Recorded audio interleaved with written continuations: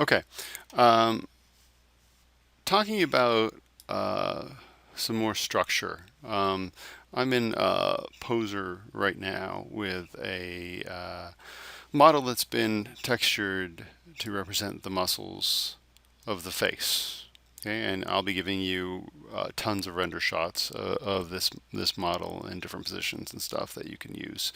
Um, but what's important to see here is so we don't have just that skull shape. We have this stuff that's on top of it, and then flesh over that, which again makes us a little bit more rounded in some of these shapes. So you can see, for example, the eyelids and how the eyelids come and build, and these muscles build out that concave shape. It doesn't completely build it out, but it builds it out more. Um, and you can see how the different shapes move. Like, for example, if I change some of the expressions, you can see how this isn't a perfect representation because it really is, but it's pretty darn good. See how they pull things. So when we're talking about expressions, you can see how the whole there's it's never just like one part of the face moving. The whole face tends to move a lot unless you really have control of your face and you can make things not move. Okay? So when we're talking expressions, really it's really important to consider these things. So I smile, my corners of my lips come up, the cheeks come up, underneath the eyes come up, the eyebrows usually come up. When people say, they have their eyes are smiling, that's what they mean right there. Okay? And if you had those eyes but then a frown down below, it just wouldn't really kind of work. Okay? Same thing if we're dealing with more of a angry expression. So notice what happens. The eyebrows come down, the eyes tend to squint a little bit, the mouth tends to frown. We get the nose coming up. We get the wrinkles in the nose, right?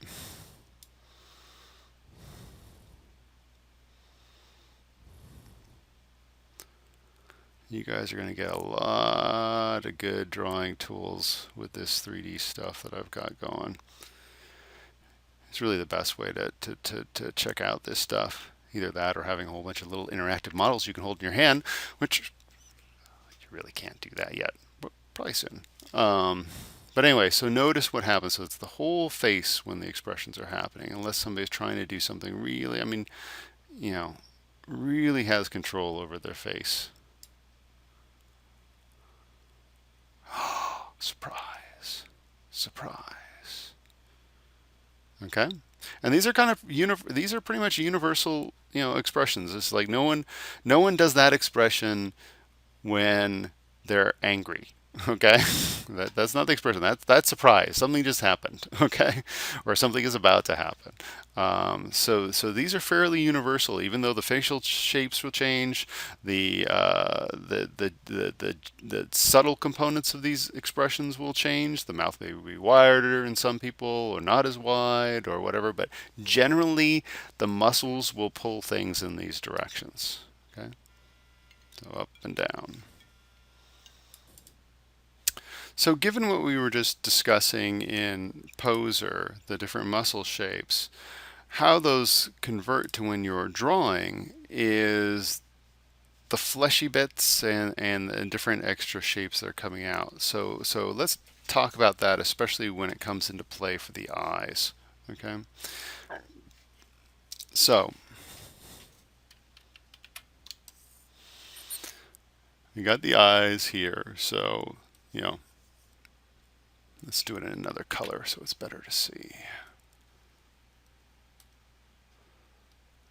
Okay, so eyeball, eyeball. It probably should be a little bit bigger than that, but we'll keep them about that way. Um, and there we're done. Isn't it beautiful? No. Eyeball. Okay, and then over the eyeball is the skin and those muscles that we showed you back here. See the muscles that are going around her eyes and her eyelids and underneath her eyelid? So these muscles are what makes up that shape that we're normally used to seeing around our eyes. Okay. And depending, what nationality you are, or really just all kinds of different things, is what shape these are. Are they more like up in the corner and down on this side? Are they more up, down? Are they more almond shape? Are they more round? It's really kind of any old way we want to go. So how this converts to an actual drawing, I go over here. So eyelid, bottom part, top part of the eyelid, and eyeball sitting in there. Okay. Really important to remember that the eyeball sits inside. Make some white back here so we're not all having these checkerboards getting us.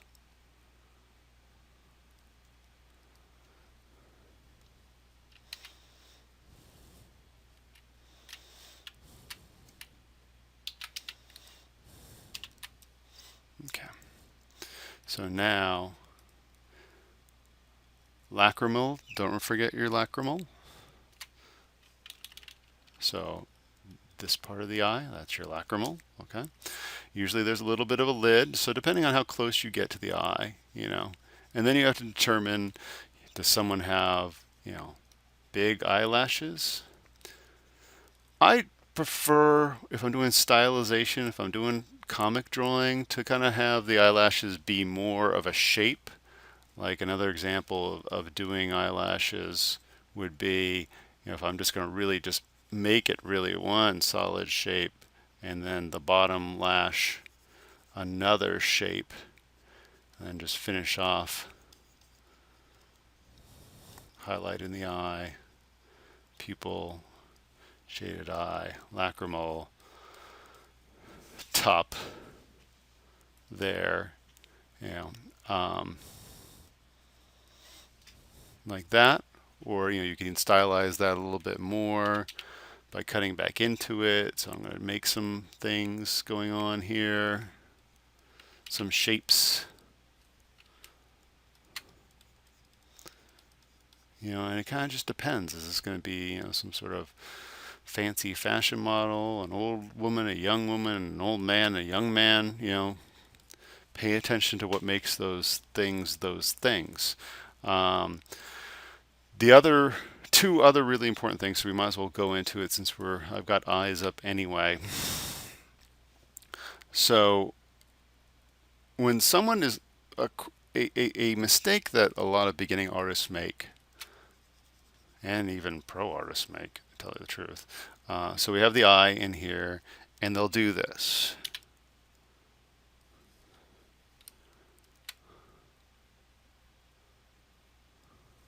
For the eye.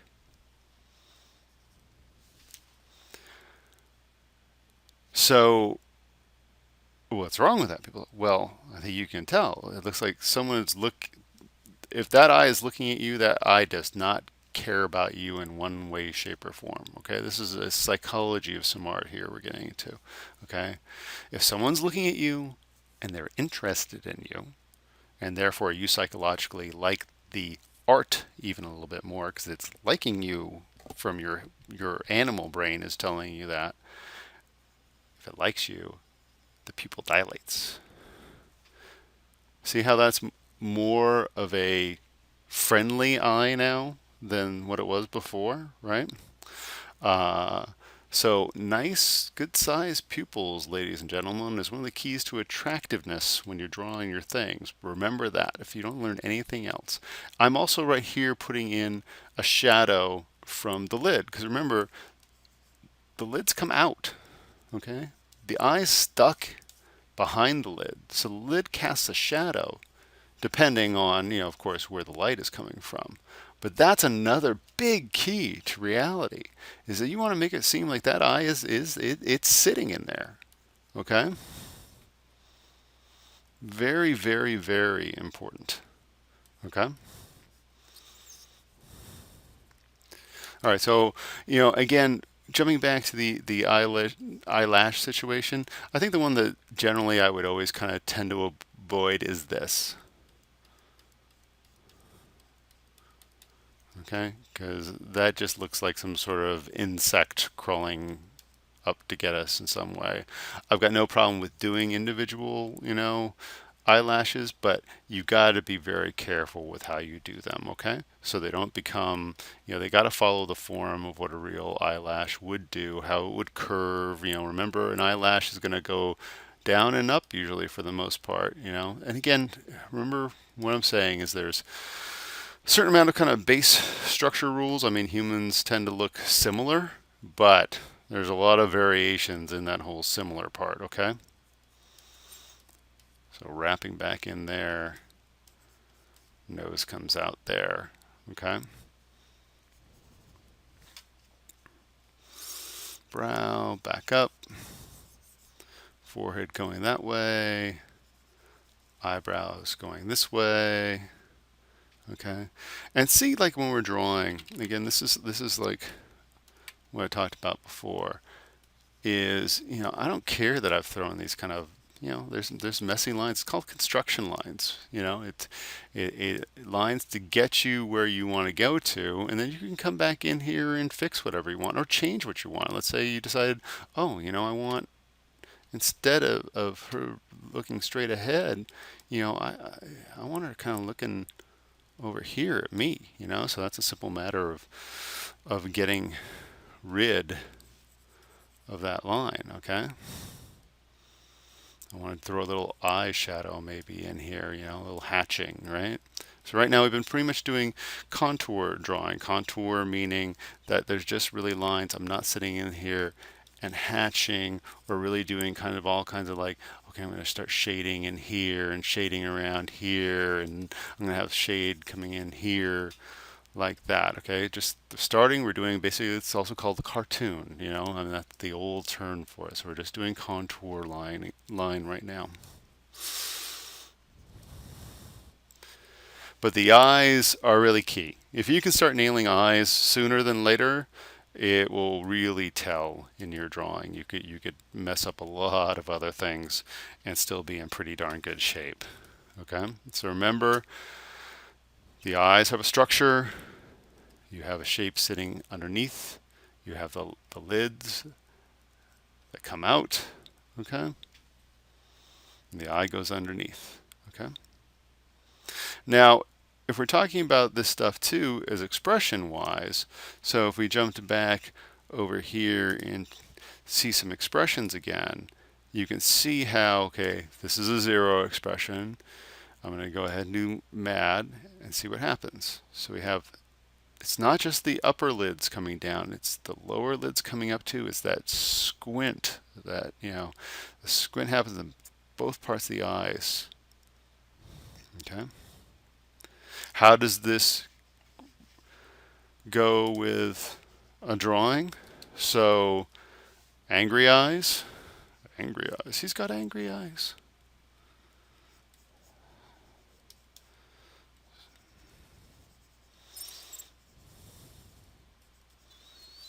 Okay. Eyebrows are coming down, so I'm bringing the eyebrows down because the eyebrows really are a big key to conveying emotions.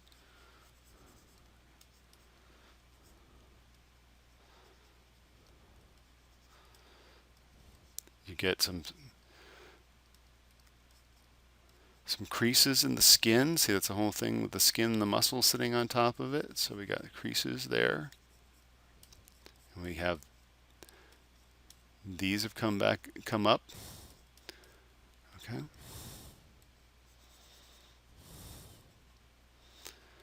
And generally what you get is a little bit more of those things. And again, the other thing too, that I don't think I've mentioned yet, is have a mirror by your drawing table or have a webcam or whatever you need so you can do the expressions yourself and double check them. Okay, that's really, really, really important. Be your own model. Okay. So that's how that kind of gets to angry. Okay, brows come down, bottom part of that comes eye, top part starts squinting a little bit. It even works pretty well if, again, remember we're talking about symmetry. So I'm going to go ahead and get rid of the symmetry a little bit more, and this eye I'm going to have more like a regular open. This eye is going to be the crazy eye, right? So this is going to be the open crazy eye. Now that person is not just angry, they're a little bit whacked out, right? Okay, so it's not just though the eye conveying all that stuff. So we have the nose down here. If I don't do anything with the nose, this is not going to be the right nose to go with that kind of the face. I should do some sort of like Mr. Potato Head thing so you can mix and match these things. But anyway, what it's going to have to do is get some of the lines as the nose pulls up, because you're beginning to frown and pulling these lines too, right? And depending on how old you are, is how much of those lines you will get. Okay, so I'm gonna, since I have this kind of being the crazy side, I'm gonna have this side be more of the the smear part. Okay, in the mouth, bottom part of the teeth.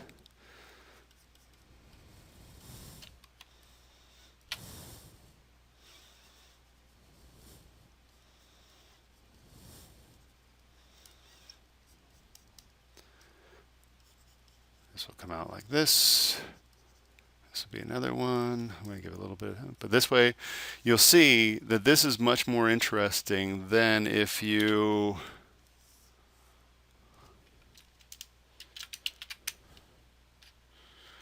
so I just duplicated that side of the face.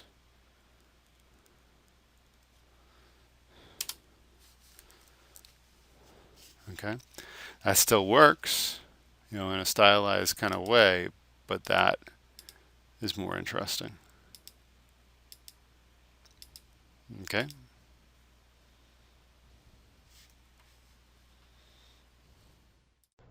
Hi, this is Brian Haberlin. Thanks so much for watching.